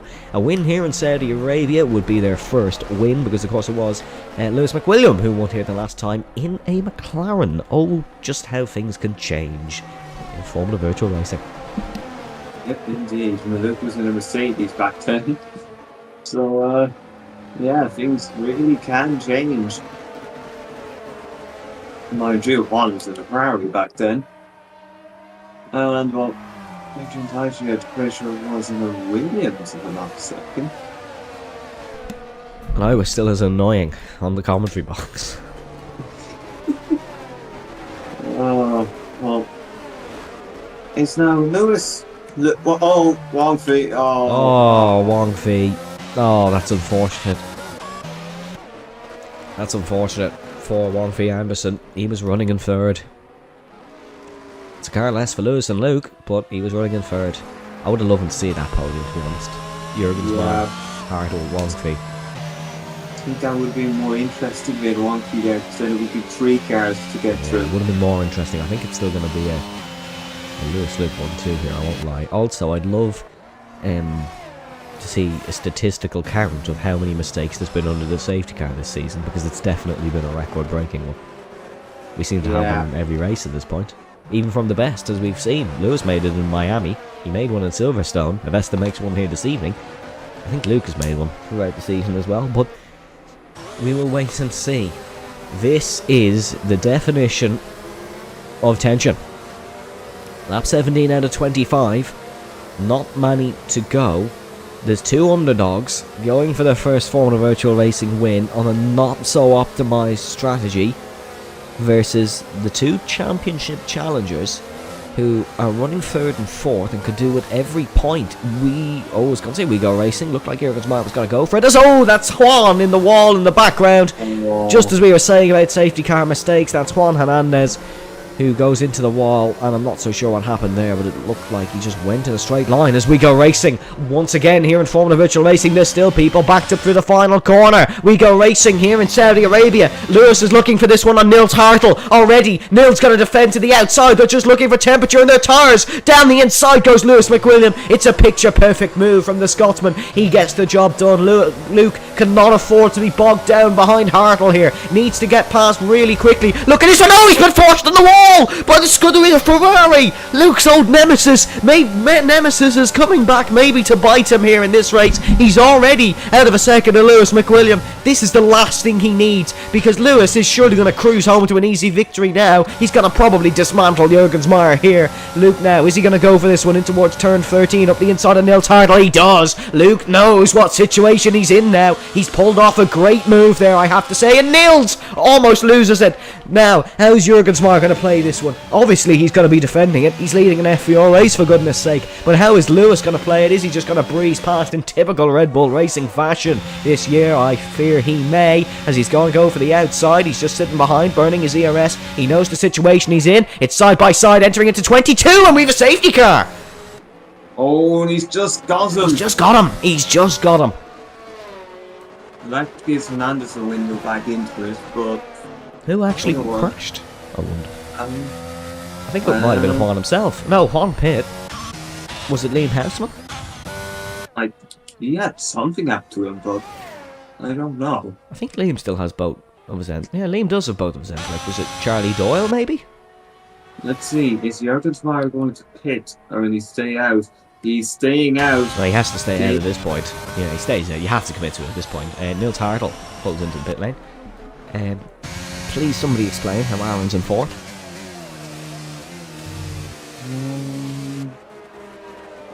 There's something. Oh, big McCooker tyres. Is that in the pit lane or is that on circuit? No, it's in the pit lane. That's a weird one. Someone asked me what's the point situation in the stream chat. I believe, well, Lewis would extend his championship lead by, dare I say, 6 points at this point in the race. It could be 7 if he's the fastest lap, which we'll check. It is 7. He's the fastest lap by 0.2 of a second over Luke, so he'd extend by 7. That's not enough to win the championship. He needs to extend it by 14 in this Grand Prix. That's not including the sprint race if he wants to win the race. Aaron is asking who's P4. I think you're quite aware of that, Mr. McFall. Well, technically that'd be Barbeau once we've like that. Oh, Habib crashed in the pit lane. He didn't retire. Oh, wow, yeah, as well. I hate to say it, but this is really amateur hour this evening, isn't it? Saudi Arabia, penultimate race of the season. It's been known to be amateur hour before by two very high profile racing drivers in the past. As we actually have an F1 esports driver in our comments. You'll never guess who it is, Brendan. Mr. Rosenberg. It is, yeah, it's Legend. Hi Legend, hope you're keeping well. He's come back in with an Aaron noob comment. Aaron is running 10.6 wings, he says to Legend. Aaron is driving an Indy car at this point. That's an oval spec Aaron is running. I mean, it can work. It's a driver of the day performance in that Indy car, to be fair to Aaron. We'll have to wait and see. Safety car won't be in at the end of this lap. We are all caught up in the field. How does this one end up? You know, for the sake of drama, I'd love to see Jörg stick a wheel up the inside into turn number 1. I think that'd be quite interesting.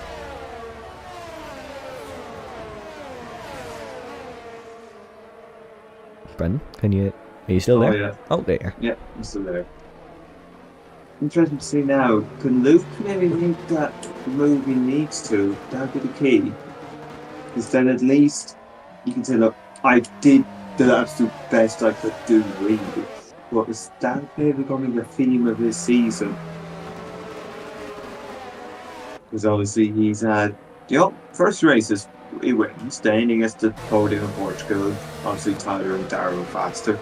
2 P2s, then Italy wasn't so great. P2 in USA. Obviously Britain wasn't great either, but Lewis didn't do well to be either. Britain was a fun race. I liked Britain. Yeah.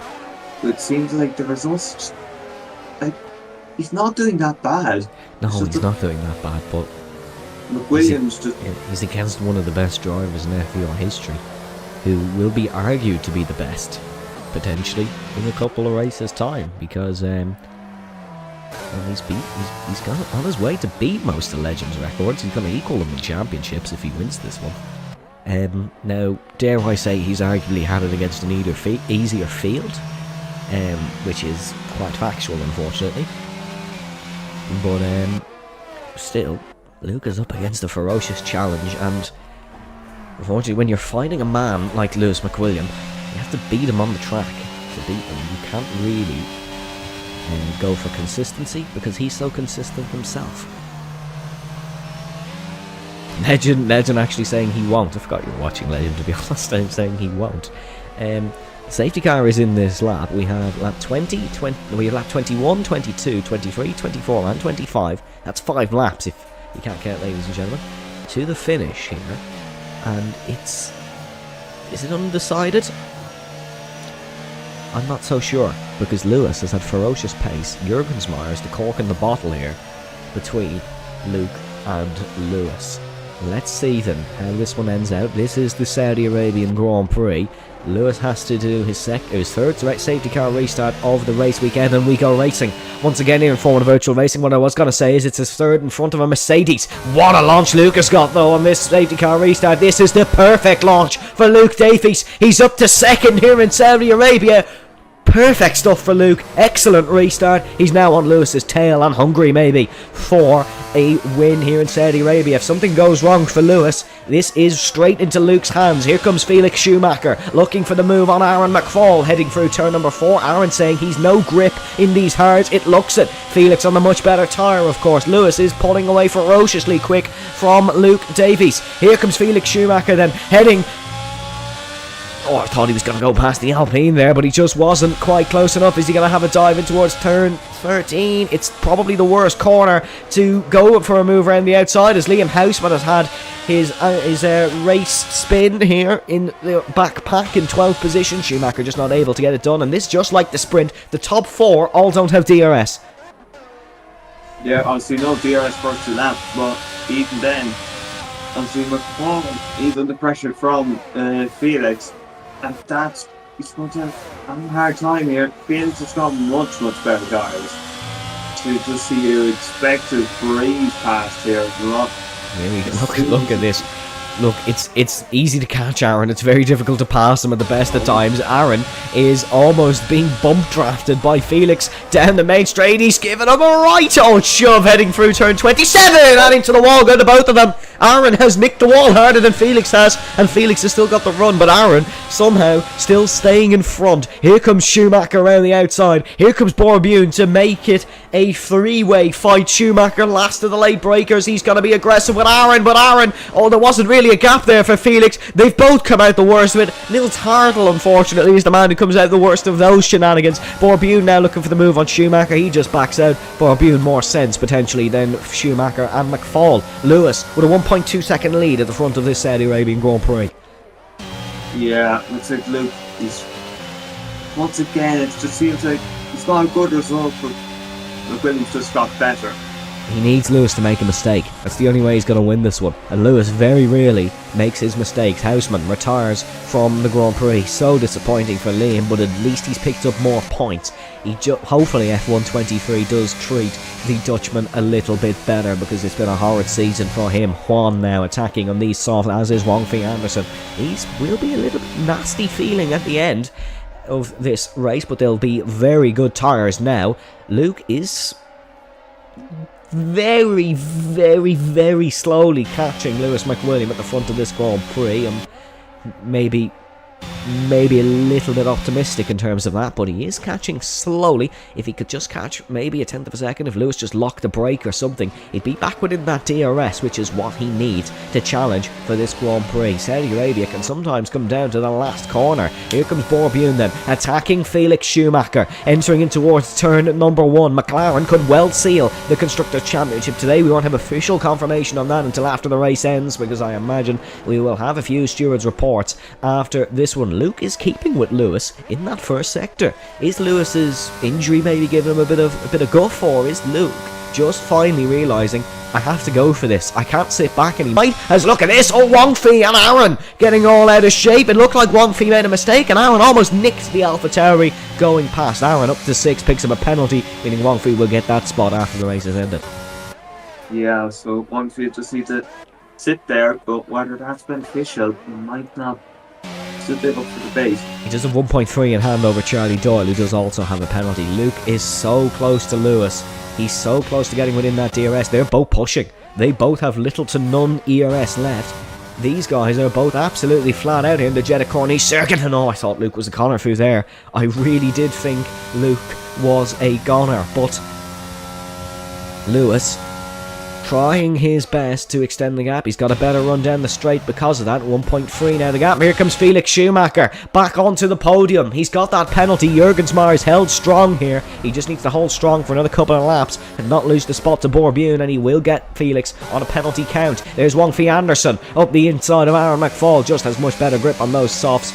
It is really an unfair fight potentially between Anderson and McFall in terms of tyres, but Aaron's still going to give it his all. He's looking for the inside here in the AlphaTauri. Down the inside goes Aaron McFall. One of FVR's most entertaining races. Does it again as Aaron gets up to 6th position. A real good move there for him. Borbune catching Jurgensmajer. Luke certainly not catching Lewis, and it's not looking like Lewis is going to make much of an error either. It looks like if anyone's going to make a mistake, it is Luke Davies, because that car is looking awful slidey over the curbs all of a sudden. It will still only be 4 points extended from Lewis McWilliam if it stays like it is, or 5 points I should say, as it is the fastest lap. But that could well be enough heading into Brazil. Here comes Wong-Fei Anderson around the outside of Aaron McFall. Anderson just trying to keep his AlphaTauri in. It has the better grip. He's ran a high line. Anderson so close to the wall, but he's got the job done on Aaron McFall. An excellent move from Wong Fei, and he's up to 6th position. The AlphaTauri, though, is going to have to fight for this one, because Aaron's going to have the DRS, and despite the tyre advantage that Wong Fei does have, the DRS will keep Aaron in play here. It will also keep Orbune in play on Jonathan Jurgensmeyer. It would be a good result for McLaren to win the Constructors' Championship, but that was never their goal. A driver's title has been their goal since the second round of the season. We're on to the final lap of the penultimate round here in Saudi Arabia. If something was to go wrong for Luke here on this lap, such as a DNF, Lewis would wrap up the title. If something was to go wrong for Lewis, Luke would get a severe points advantage heading into the final round of the season. But the real battle here, the battle maybe we want to see between the top two, is for 6th, although the battle for 4th now is raging on as well. Look at Jurgensmeyer trying it round the outside. He's fighting for an FVR podium here, his first since Austria of last season, and Borbune not able to get the job done. Wong Fei not able to get the job done on Aaron. This is an unbelievable defensive show from Aaron McFall, and Wong Fei Anderson, he'll still get the spot in the penalty count, but he's fighting for this. He wants to take it on the track, that is for absolute certain. Look at him hunting Aaron down here in the first sector. Look how much quicker he is through the corners, but this straight line speed for Aaron has worked a treat all afternoon, or all evening I should say. Yeah, He's nicked the back of him actually, was looking for the inside. Aaron didn't flinch, held his line, well entitled to do that. Saying this though, Felix Schumacher actually might be able to extend this gap over Jurgensmeyer. He needs a monster last sector. There was not even a flinch out of the Red Bull leading this race though all evening. He's been phenomenal. It is another performance from this exceptional man here in the Kingdom of Saudi Arabia. It'll be his second win here in the streets of Jeddah. Lewis McWilliam will have the advantage into Brazil. It's all to play for in Interlagos, however, as Lewis McWilliam wins the Saudi Arabian Grand Prix. Luke takes second. Will it be Felix Schumacher or Borbune in third? Will it be Jurgensmeyer in third even? It's a drag race to the line. Here comes Jurg, here comes Bune across the line. Schumacher will take the podium in third. Jurg fourth. Bune in 5th, Wong Fei and Aaron side by side as well. Wong Fei gets the spot, Aaron 7th, Charlie Doyle in 8th. Juan beats the both of them. Juan goes to 7th. Hartl is going to come home and pick up the final points of the day. Actually, Doyle will pick up the final points. Hartl will get 2. And it'll be Timden Hire who comes home in 11th. Well, that was an interesting one here in Saudi Arabia. And it's all to play for when we head to Interlagos next week. Indeed. Yeah, it's all to play for, so just don't know what could happen. But for Lewis McWilliam, it's all in your hands now. If you mess it up, it's really on you, Ben. Well, that safety car had a big play in that race, and I think Luke will be feeling quite okay with getting second in that one, because that could have been much worse for him. I definitely think that would have been a completely different result had we not got that safety car, though. I definitely think Jurgensmeyer may have had a shot at that one. Yeah, you just wonder at this point, what could have happened for Jurgensmeyer if it just been like that? Well then, let's still run you through our final results quickly. It'll be Lewis McWilliam who takes the win in both the FVR Sprint and the main Grand Prix. It is Lewis who extends his gap at the top of the championship. Luke Davies in 2nd, followed by Schumacher in 3rd, Jurgensmeyer in 4th, Bune in 5th, Anderson in 6th, Hernandez in 7th, McFall in 8th, Hartl 9th, and it will be Doyle in 10th. Den Hire will finish 11th. Your non-finishers were Houseman, McCook, Kobadi, Davis and Taisha. There's a good few bottles in that one, Arresta being one of them, unfortunately. We're going to hopefully hear from at least the top 2. We're going to hear from Luke for sure. We're going to bring him in now. Luke, hello, can you hear us?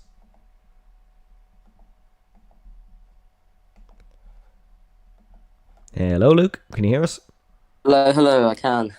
Well, Luke, it was an interesting race weekend, that's for sure. You had ups and downs, probably a few more downs maybe in that one in terms of strategy, but we'll get onto that later. Firstly, the FVR Sprint, you gained a spot in it. How did the sprint go for you? To be honest, I think I mean, it was a smooth race. I got Liam on the first lap after he made a small error that had a twitch. Rear stepped out, so I slipped past him. Um, yeah, Lewis and Avesta were starting to pull away in the beginning. But I was really closing in on Avesta, and then the safety car came out. Meant he could recharge his battery because I'd saved up a bit. So it kind of neutralised the race from that perspective, and then obviously no DRS. So from that view, I think third was the most I could have come away with. But yeah, that race went okay. I'm pretty happy with it. Then now obviously we'll get on to the main feature of the race weekend and the race. It was a fairly timid one up until a certain point, and then you triggered the undercut. It was looking like you and Lewis wouldn't even be in contention for the race win in terms of strategy at one point, but you both tried the undercut, and then the safety car came out. What were you thinking when that safety car came out? Well, to be honest, I thought I was fearing the worst because Liam was directly ahead of me, and I think he was. Obviously, he's completely out of defend his position, but yeah, he was parking in front of me. So for second half of the lap, it meant it was pretty difficult for me to gain any time. So yeah, from my view, I just had to try something. I wasn't getting past Lewis and Avesta on pure pace. Something else had to happen. So yeah, I went for the undercut. Obviously, got pretty unlucky with Liam being the traffic. But yeah, so the safety car coming out. Obviously not ideal. But yeah, seeing as especially as Lewis and Avesta stayed out another lap, so if that hadn't happened, I think I probably could have at least gotten closer. Probably not overtaken, but I'd have really put pressure on them. So yeah, I mean, obviously it ended how it ended. We were fighting, me and Lewis, but yeah, shame that strategy couldn't see how that one was going to unfold because yeah, I was secretly hoping that was going to work. Well, we've somehow gone a few minutes into this interview without mentioning it, but we're going to have to mention it. You're certainly the underdog heading into Brazil. You're on the back foot now. What's the mentality heading into Brazil? What do you think you can do? Well, I've certainly got to try something. I think I'm, what is it? I think it's 15 points back now. Brendan already has the sheets updated. Yeah, I've been keeping 12, a live update in the race. Is it 15 then? It's 12 according to my maths. Okay, cool. Yeah, obviously, I've still got to try some stuff. I feel like even though I've been leading, obviously you can see Lewis has been chipping away at my lead. He's outscored me in most of the races since after Portugal, obviously, where it is banned. But yeah, I think it's obviously stuff's got to go my way.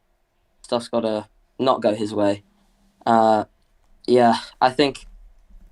I mean, looking at it today, I think it kind of sums up the season so far in terms of in the last like 5 laps, I was close. I was getting there. Got in DRS for one straight, but yeah, just didn't have it for the full 5 laps. So yeah, I've got to try some stuff in Brazil. I mean, I've outscored him by 12 points before, and even more. So anything can happen. And yeah, I'm just going to treat it like any other race. Well, look, and hopefully I come out of it with hopefully drivers and maybe even constructors as well. Well, we don't have any confirmation on the constructors. We don't know if that's been sealed up yet or anything, but that will come out later this evening. Thank you very much, Luke, for joining us. You're more than welcome to stick around for a couple of minutes. We're going to bring Lewis and Felix in now. There is currently 5 drivers waiting for an interview. We will not be hearing from all of them. Certainly not Liam Houseman. I don't know what he's waiting for a podium interview for, but let's bring in Lewis and let's bring in Felix now. We have the 3 podium sitters in our party with us now. Lewis and Felix, can you hear us? Yes, hello. I'm in. We're going to start with Felix first because I don't really want to neglect Felix in terms of talking about the championship. Felix, look, you seem to get a podium every time you come race here. How did that race go for you? Okay, I need to be careful what I say. Horrible. That was probably one of the least deserved podiums I've had in my life. I spun on my own. I got a track limit penalty. I tapped the wall. hundreds of times and never got damaged somehow. And I took out Aaron, so yeah. The result doesn't really represent the race I had. Well, I don't know if you're a fan of stats, but you have 3 Formula Virtual Racing podiums now. You've had a first, a second, and a third. Does that mean your next race is going to be a 4th, or what way are we doing this? I don't know. I guess we'll see whenever the next race comes around. Whenever I have time again. Yeah, you've also got 1 in Season 3, 1 in Season 5, and 1 in Season 9, and they've been at Singapore, Monaco, and Saudi Arabia, respectively. So if we do have Azerbaijan on the calendar for next season, I'll be popping you a message. But Felix, I don't really have many questions. Is there anything you want to say? Sorry to Aaron. Oh, he doesn't care, don't worry. He won't care. Oh yeah, I know, I talked to him, but yeah. Well, Felix... Brendan, actually, you know what? You definitely have a question. Do you have any questions for Felix? Just saying, obviously, would you ever nearly...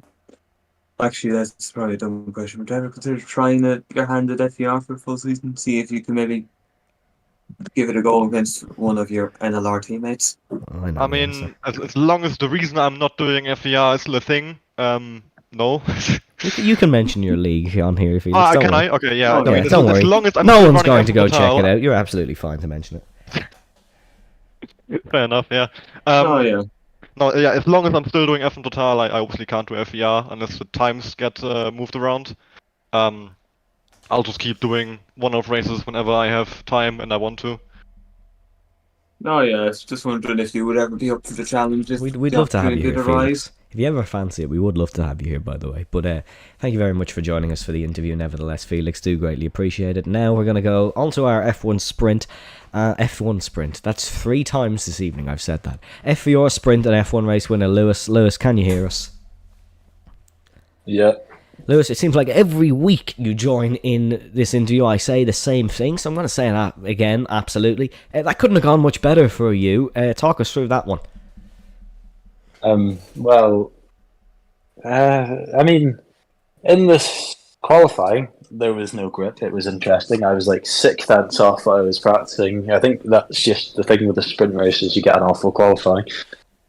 Then in the sprint, I can't really remember what happened. Was that? No, that was the start of the race. I think Avesta just followed me to that one. Avesta was quite quick, but I don't think he was quick enough. Like, he was using DRS, he was using DRS and ERS to keep with me, and I wasn't using any ERS, so I could just go away and use the ERS if I wanted to, which I think I did at one point. The race, Liam helped me a bit at the start, not on purpose, he just overtook Avast and couldn't overtake me. That benefited me a bit. Going on from there, I think there was a few safety cars. I boxed a bit later because I saw Luke ended up in traffic when he boxed, so he was obviously still losing time to us, even though we hadn't boxed, so... Then the safety car came, and all went well from there. Luke was quite quick after the safety car, I'll give him that. He was quicker than I expected him to be. I was thinking I would just kind of drive to the end. I kind of had to push a bit. But yeah, it was I was pretty happy with it. My elbow hurts a lot, which is a problem because that's not very good. I probably should have thought a bit more about that before I decided to race, but I mean, I've got all the points, so I mean, I'm pretty happy. Even if my elbow is a bit sore. Well, yeah, Lewis, firstly, just a huge credit to you for racing with that injury. We always greatly respect that. But now on to the main talking point, and the one you're probably a little bit interested in. You're certainly in a good position heading into Brazil. A 7th placed finish for you, and you've picked up your 3rd driver's title. What is the mindset and mentality going into that race? Well, how many points? Sorry, is it the gap? The gap is 12. So if you finish 7th, 12. you'd win on. If you finish 7th and Luke wins, you'd win on countback. Okay. Well, yeah, I'm pretty happy. I think here, the last 2 races when I looked at them from Belgium, I thought gain as much points in Saudi and just hang around in Brazil. Be there to score the points. Don't do anything too stupid. Don't put everything on the table because I don't think I need to. Obviously, with a 12-point gap, I don't really need to put everything there. It would be nice to win, a 7th race. this season, or 8th, 6th, I don't know, it's something like that. It'd be I'll get a good. check on it now for you. It'd be good to win another. 1, 2, But, 3, 4, 5, 6. I've won 6. Well, 6 so far, yes. Yeah, so winning a 7th would be good, but obviously I'm not gonna go all out and try win that race Be another record when all for I you need as to do well, is I get believe. P3. Would be By the way, the most wins in a season. Yeah. Yeah, no, but there's no point in me going all out and then just winning because I'm pushing too much, just trying to win.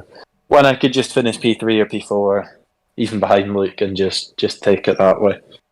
I mean, one of the smarter decisions in my life, I usually just kind of go full all out and just see what happens, but I think with this race, Brazil can be tricky on tracks in some places. It can be quite easy to spin, so just